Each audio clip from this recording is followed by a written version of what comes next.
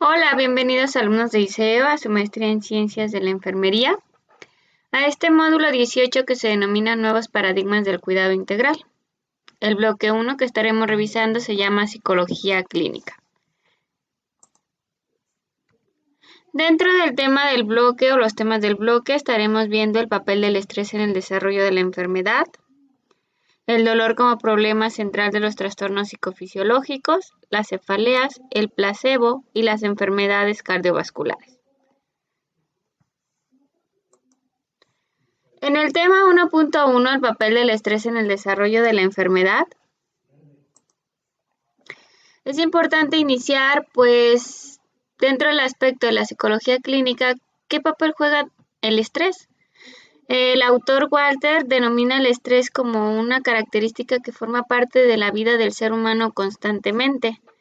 Nos lleva a un punto de problemas psicofisiológicos, que son los cambios que se producen en el organismo en una respuesta a una situación de una sobredemanda.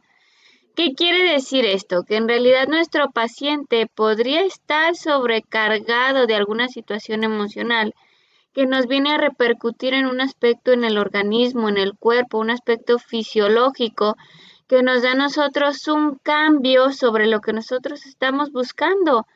Personas que pueden llegar a un aspecto de una situación de emergencia, ¿no? Que terminan en el hospital porque comenzaron a sentir un ataque de pánico, porque comenzaron a sentir ansiedad, porque comenzaron a sentir que no podían respirar. Pero aquí lo que es importante nosotros mencionar y evaluar es qué tanto nosotros nos adaptamos a las circunstancias frente al estrés, ¿no? El estrés siempre va a formar parte de nosotros y es importante evaluarlo en nosotros mismos, tanto como en el paciente y hasta dentro de la familia del paciente, ¿no? Qué tanto trabajan en equipo o en conjunto que se transmiten la información y pueden generar una tranquilidad. Dentro del estrés nos habla de la parte de la alarma. Es como si tuviéramos nosotros una señal en la que podemos identificar, por ejemplo, la movilización inicial para hacer un frente a la amenaza. ¿Qué es lo que está pasando? ¿Qué es lo que puedo yo identificar? ¿Qué es lo que me está detonando el incremento del estrés? Luego hablamos de una resistencia, una lucha continua contra el estresor, ¿no? ¿Qué tanto puedo resistir que mis jefes estén exigiéndome? ¿Qué tanto puedo resistir que tenga la presión económica de casa? ¿Qué tanto puedo resistir que me acaban de dar un diagnóstico de una enfermedad? Hablamos de la extenuación, que es un agotamiento de los recursos del organismo, ¿no? Ya no puedo, ya comienza mi cuerpo a dolerme todo, un dolor muscular, un dolor de cabeza, un dolor físico, un dolor mental, ¿no? Y evaluar qué tanto nos adaptamos a las circunstancias. Dentro de las enfermedades y los trastornos, pues podemos encontrar cuál es el desarrollo de la enfermedad, ¿no? Qué tanto evoluciona, qué tanto podemos llegar a una situación, qué tanto podemos identificar en realidad ese punto de saber cómo va evolucionando, qué tanto es el daño que me está ocasionando. Hablamos de un sistema inmunológico en la parte de identificar cuáles son la cantidad de enfermedades que yo pudiera presentar por una situación de un efecto secundario. Recordemos que pueden estar ustedes frente a una situación en la cual se sientan estresados, no lo digan y al día siguiente ya tienen gripa, ya tienen tos. Problemas fisiológicos de la teoría de Sleep, que nos habla de que el estrés es una situación, una respuesta. Pareciera que nosotros todo el tiempo estamos bajo una olla express y entonces el estrés viene a darnos una respuesta fisiológica, ¿no? Me libero de esa parte. Trabaja en conjunto con una parte biológica, el sistema nervioso autónomo, el sistema nervioso simpático. El sistema nervioso autónomo se encarga de todas las cuestiones de huida y trabaja de una forma involuntaria. ¿Qué quiere decir? Que es cuando ustedes se encuentran en una situación y trabajan en conjunto con el sistema nervioso simpático, trabajan en conjunto, se encuentran en una situación donde comienza a incrementar los niveles de estrés y a partir de ahí comienza una regulación, comienza la broncodilatación, la parte de una aceleración cardíaca y hasta el torrente sanguíneo manda la sangre a las piernas para que ustedes tengan una mayor habilidad para correr. Las manos se ponen frías por lo mismo. Se trabaja con el sistema cardiovascular, podemos conocer personas que bajo el estrés comienzan a generar una taquicardia. Endocrinología, todas aquellas características de las glándulas que nos recuerden que una glándula, pues es todo aquel proceso químico que se transmite de glándula a glándula, de información por medio de los torrentes, ¿no? Y la endocrinología pues tiene una relación en qué tanto puede repercutir. Hay situaciones en las que una disfunción glandular puede traer una consecuencia por haber tenido tanto estrés y comienzan pues problemas en ocasiones hormonales, ¿no? Qué tanto es mi estado emocional y qué tanto comienzo a identificar o a somatizar las enfermedades. Dentro de los síntomas del estrés, es importante mencionar que se encuentra el síntoma de conducta. ¿Cómo es mi comportamiento cuando me siento estresado? ¿No? Hay personas que se comportan violentos, intolerantes. ¿Cuál es mi síntoma emocional? ¿Qué tanto puedo relacionarme con las personas? ¿Qué es mi síntoma psicofisiológico? ¿Qué tanto comienzo a identificar las cuestiones de mi cuerpo, ¿no? Personas que les da alergia, personas que de pronto tienen dolor de cabeza. Hablamos de los síntomas cognitivos, qué tanto puede modificar mi pensamiento el estrés, ¿no? No puedo hacer las cosas, no lo voy a hacer. Y el síntoma social, no quiero convivir con nadie. Bueno, dentro del tema 1.2 estaremos hablando del dolor como problema central de trastornos psicofisiológicos. ¿Qué pasa aquí? Pues en realidad ya comienza a incrementar esa situación de somatización, ¿no? Ya no nada más es, ay, estoy estresado, me duele, no sé, los hombros. Sí, pero ¿qué tanto ese dolor lo puedes tolerar? O sea, ¿qué tanto tienes un factor positivo que te ayude, pues, a que logres controlarlo? Dentro de las características del trastorno, pues es importante mencionar el cambio de vida. ¿Qué tanto nosotros estamos preparados para los cambios de vida? A lo mejor hay circunstancias en las cuales te obligan a madurar de una forma más rápida y tienes que tener un cambio de vida. ¿Cuáles son las cuestiones laborales? ¿Qué tanto tengo yo una presión por la cuestión económica y el cumplimiento dentro de mi trabajo? Que esto me va a llevar a un punto de la ansiedad y el dolor. Es importante mencionar que la ansiedad y el dolor vienen de la mano. ¿Por qué? Porque aquella somatización que yo puedo tener cuando me está dando una crisis de ansiedad va a depender también de la cantidad de dolor que yo sienta para poder realizar las cosas. Y puede derivar pues ya en una enfermedad crónica, ¿no? Recordemos que hay ciertas circunstancias en las cuales las personas estaban sanos, comienzan a incrementar sus niveles de estrés y en ocasiones puede incrementar, no sé, el cortisol, que es parte como de alguna de las glándulas, de la glándula de la tiroides y de la parte de, también trabaja con las suprarrenales, o sea, que puede ocasionar que la persona incremente en cuestión de peso. La parte de la experiencia del dolor, al igual que la respuesta al estrés, es un recurso fundamental del organismo para garantizar la supervivencia del individuo y de la especie. ¿Qué es? Pues que todo esto nos va a llevar a nosotros, la experiencia del dolor, a tratar de sacarnos esa situación del estrés y de pronto buscar nuestra propia supervivencia, ¿no? ¿Cuántos de ustedes no luchan constantemente contra su estrés, contra su dominio, contra que se puedan sentir un poco mejor? Y pues eso nos hace motivarnos a ser diferentes. Dentro de las consecuencias del dolor o habitual del dolor, pues está el dolor agudo. Normalmente viene derivado de una evitación física, evitación social y una farmacodependencia. Cuando una persona comienza a acostumbrarse al dolor, puede llegar en algún punto que pueda ser tan agudo que evita esa circunstancia física, no pasa nada, no me voy a ir a rehabilitación. Ay, no voy a salir con mis amigos porque luego me van a estar diciendo que vaya al doctor. Y la farmacodependencia, ¿no? Ay, es más fácil que si yo me tomo un medicamento que lo compré en la farmacia de un costo barato, a identificar cuál es ese dolor que pueda tener como consecuencia que le esté generando el estrés. Y por último, pues te estamos hablando del dolor crónico, ¿no? Ya cuando incrementa un dolor que se presenta constantemente. Es importante mencionar que las emociones y el dolor pues nos generan un pensamiento con lo que las personas recuerdan acontecimientos estresantes. Pueden provocar una sensación las partes del cuerpo que están sensibilizadas. Es como cuando ustedes tienen una situación de dolor y entonces comienzan a sentir una opresión en el pecho. En una ocasión, pues puede llevar a un tratamiento farmacológico contra el dolor. Se les puede dar analgésicos, cambio de pensamiento, un proceso cognitivo en un proceso terapéutico. El control del problema nos habla también sobre qué tanto yo puedo contener a mi paciente, ¿no? Hasta nosotros mismos para que no manifiesten mucha sintomatología.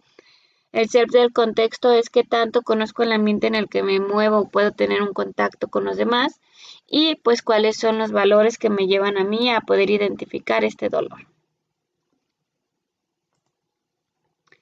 Dentro del tema 1.3 está el de cefaleas. Las personas que sufren de cefaleas pues tienen en muchas ocasiones grandes dificultades para desarrollar su trabajo y sus labores cotidianas, lo cual revela tanto su padecimiento personal como el costo social y laboral del problema, ¿no? ¿Qué quiere decir esto? Aquellas personas que ya comienzan a manifestar ese dolor dentro de la cabeza, trastorno emocional, ¿no? Esa situación donde no me permite un crecimiento, me puede llevar a mí un padecimiento. El padecer es en realidad una situación de causa de dolor. Y el costo social, ¿no? Personas que constantemente están tomando medicamentos para el dolor de la cabeza, para que se puedan sentir un poco más estables, para que puedan estar más tranquilos, es que me voy a tomar algo para el estrés, es que van a ser productos naturales, ok, está bien, pero ¿qué tanto te puede afectar como en una situación secundaria? Bueno, ya viene pues la parte de la intervención conductual, qué tanto mi conducta se representa ante las situaciones del dolor, qué tanto me puede incapacitar en mi vida diaria, ¿no? Aquellas personas que se levantan y dicen, ay, no puedo ir al trabajo porque tengo dolor de cabeza. ¿Y qué tanto tiene una relación de los trastornos? Es importante mencionar que estos trastornos pues en realidad nos pueden llevar a una situación en la cual la persona está somatizando. Personas que no duermen, que constantemente están pensando toda la noche en lo que debieron y no debieron de haber hecho, en lo que a lo mejor pudo haber sido su día y buscan una identificación diferente. Dentro de la clasificación encontramos la cefalea tensional. Es un dolor opresivo tirante. Recordemos que es importante dentro de la psicología clínica, pues evaluar qué tanto es una situación psicológica o si es una situación física. Hay personas que constantemente comienzan a tener un problema y automáticamente esa situación los lleva a generar una tensión. Entonces, eso puede ser un dolor opresivo tirante. Están también las migrañas, una dificultad para la atención, no dolorosa y irreversible. Personas que se levantan constantemente con ese dolor puede causarles náusea, puede cambiarles o ocasionarles cambios visuales. Pueden ser personas que no toleran como el frío o el sol, entonces es como, ay, no, que nadie me llame porque me duele mucho la cabeza. Pero hay que hacer una indagatoria de qué pasó antes para que ese dolor de cabeza pues estuviera presentando en ese momento, ¿no? También pues nos habla sobre el abuso de medicación, personas que poco a poco van consumiendo un medicamento y cuando en realidad buscan que el medicamento pues de alguna forma haga su efecto, ya no. En realidad pareciera que hasta el cuerpo se acostumbró a eso y entonces no lo llevo a cabo, no lo voy a repercutir en una conducta. Nos habla también de la psicología y el dolor de cabeza. Hay que identificar de dónde viene la naturaleza del dolor, si es un aspecto emocional, qué es lo que está detonando ese aspecto emocional, qué tanto puede llegar a afectar como el dolor en la persona, qué tipo de intervención podemos nosotros llevar a cabo, ¿no? Si es por estrés, si es por una enfermedad, si es por una cuestión biológica. ¿Qué tipo de intervención dentro de lo que estamos viendo puedo aplicar, ¿no? ¿Qué tanto logro identificar que a lo mejor el paciente es una situación emocional? Que recordemos que en ocasiones el dolor de cabeza es porque no queremos pensar en algo. También está el entrenamiento en asertividad, la forma de comunicarse adecuadamente para poder identificar los signos y los síntomas que nosotros tenemos. La reestructuración cognitiva es que tanto mi pensamiento me puede llevar a hacerme daño. Y bueno, eso es la parte que nosotros estaríamos revisando dentro de el dolor en parte de psicología, ¿no? Sí es importante identificar qué tanto el paciente más que nada trae una sintomatología psicológica que en realidad física. Bueno, vamos a hablar un poquito del placebo. El placebo pues son remedios terapéuticos que se localizaron en el siglo XIX. Simplemente el placebo pues era consustancial a cualquier tipo de procedimiento terapéutico y por lo tanto estaba presente en nuestros días como lo ha estado presente todo a lo largo de la humanidad. El placebo es como si me dieran un medicamento, pero no me lo dan. Y entonces parece que yo engaño a mi cerebro por decir, me estoy tomando un paracetamol, pero en realidad no lo es y me están dando un placebo y luego yo digo, ay no, sí, qué buenas pastillas, me están ayudando. Es importante poder identificar hasta qué punto, pues si una persona lo puede necesitar, ¿no? Si ya constantemente podemos ver que su dolor es tan agudo que la parte del placebo pudiera ayudar a identificarlo y decir, me estoy tomando el medicamento, cuando en realidad no. Es más que nada como un apoyo para el dolor. Se trabaja también en conjunto con la farmacoterapia y los efectos de intervención, que quiere decir que tanto puede ocasionar un daño que nos lleve a nosotros a poder identificar ciertas características, que es el lugar de intervenciones en donde pudiera ayudar un placebo, no se puede dar como en cualquier lugar. Dentro de los efectos del placebo, pues se reproduce un efecto de tratamiento en estudios. Los placebos pues son administrados como si fueran una quinina que reduce la presión sanguínea y los administradores, como hablamos de la dexedrina que la aumenta, ¿no? En este caso es lo mismo, pero pareciera que se ve de la misma forma, como la imagen que podemos ahí ver en la parte que dice remedio y placebo.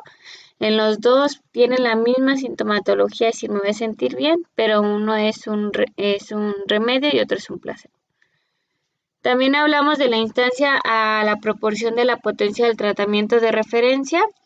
Los placebos administrados como si fuesen morfina reducen más el dolor que los administrados como si fuesen una aspirina.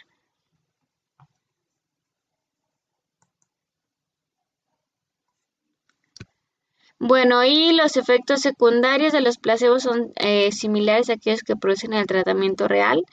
Imagínense lo que puede llevarnos el punto de poder identificar o poder manipular nuestro cerebro y decir, estoy llevando a un punto donde les voy a dar a consumir placebos. Muchas personas dirían, no, yo quiero un medicamento y ni siquiera se pudieran dar cuenta. Nos lleva a una parte objetiva, la sudoración, el vómito y las erupciones, todo dentro de una cuestión de un informe subjetivo.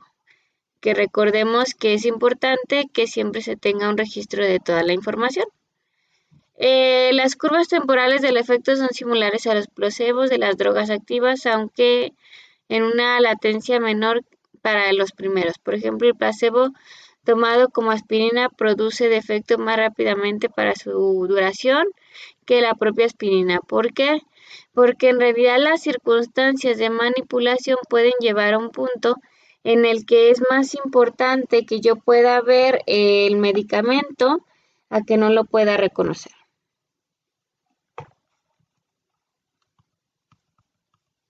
Dentro de la parte del tema 1.5 estaremos hablando de las enfermedades cardiovasculares. Es importante mencionar que las enfermedades cardiovasculares pues pueden jugar un papel secundario por las circunstancias que pueden estar pasando. Me regreso un poco. Cuando hablamos de la parte de los efectos de los placebos, ¿no? Que tanto aquella persona que pueda tener un efecto cardiovascular, un placebo le puede ayudar a poder tranquilizarse, estar más tranquilo, ¿no? Alguien que de pronto comienza a tener un incremento de ansiedad y es, tómate tal medicamento porque tiene un procedimiento natural. Yo lo voy a ayudar para que de alguna forma todo vaya un poco mejor. Y, tómate tu medicamento, oye, ¿qué es? No, pues uno que me recetó muy bueno el doctor y pudiera ser un placebo, ¿no? Puede funcionar para poder controlar dentro de ciertas familias, más que nada como el incremento de consumo de drogas, sino que te estoy dando un placebo para que no lo sientas. Ahora sí, vamos a hablar de las enfermedades cardiovasculares. Una enfermedad cardiovascular pues incluye un amplio número de trastornos que afectan al sistema circulatorio y al corazón. Entre ellas cabe la reseña de la cardiopatía isquémica, que nos marca pues todo aquel daño que nos puede ocasionar por alguna circunstancia, ¿no? Normalmente pues dentro de la enfermedad cardiovascular ingresa el tipo de conducta A o encontramos la conducta tipo A, que dentro de esta conducta pues son personas que buscan como sobresalir. Dentro de estas investigaciones pues nos habla de la existencia del patrón de conducta tipo A, también está el tipo B y el tipo C.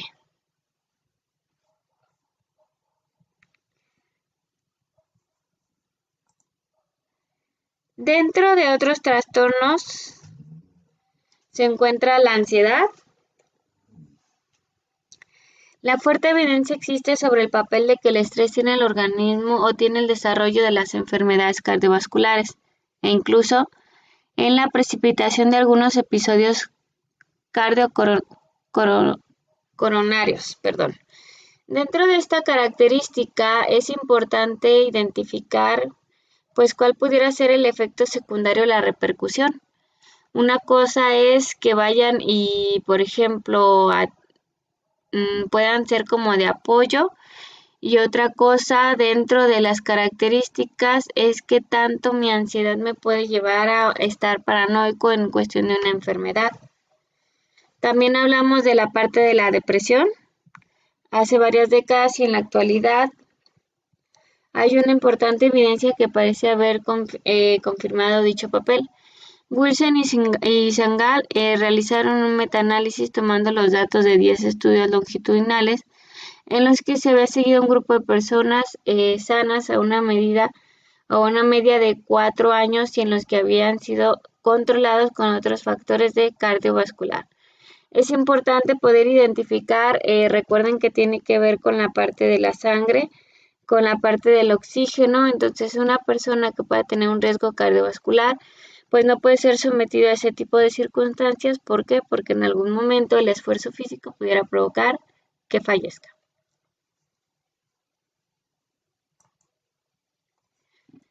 Dentro de la intervención sobre los factores de riesgo están los efectos del tabaco, ¿no? O sea, cuando yo salgo de mi casa, fumo y entonces ya me tranquilicé. Está el factor de los diabéticos cuando son hipertensos y no se quieren tomar el medicamento, que porque no les conviene, que porque ellos no lo van a hacer, que porque les vale, ¿no? Que porque cuando ellos se encontraron ante una situación, todos salían adelante. El ejercicio es un factor de riesgo, ¿por qué? Porque si no se encuentran bien establemente, no van a poder estar bien con los demás.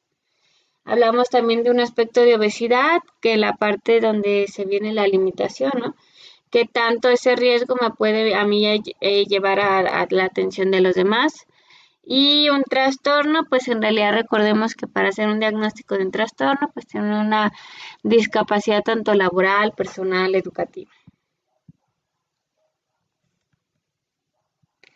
Estos términos pues son importantes que nosotros conozcamos cuáles son los factores de riesgo que pueden llevar a una persona, por ejemplo, a hacerse un daño. Dentro de la psicología clínica pues es importante identificar cada uno de los puntos aquí mencionados para poder ver si en realidad aquellos factores de riesgo o aquella situación que lo detonó no pudiera como volver a presentarse y en este caso volver a ocasionar un daño, ¿no? En esto de los factores de riesgo, pues en realidad son mínimos a comparación de todos los que pudieran existir. Tabaco, la parte de diabéticos, lo del ejercicio, la obesidad, el trastorno. Están, por ejemplo, aquellas personas que no les gusta que los vean entrenar y se van a un gimnasio lo más lejos que fuera. Entonces, ese tipo de características a nosotros nos va a dar una identificación de cuáles podrían ser los factores de riesgo del estrés. Bueno, cualquier duda quedo a sus órdenes, cualquier comentario me lo pueden escribir en plataforma y que tengan un lindo día.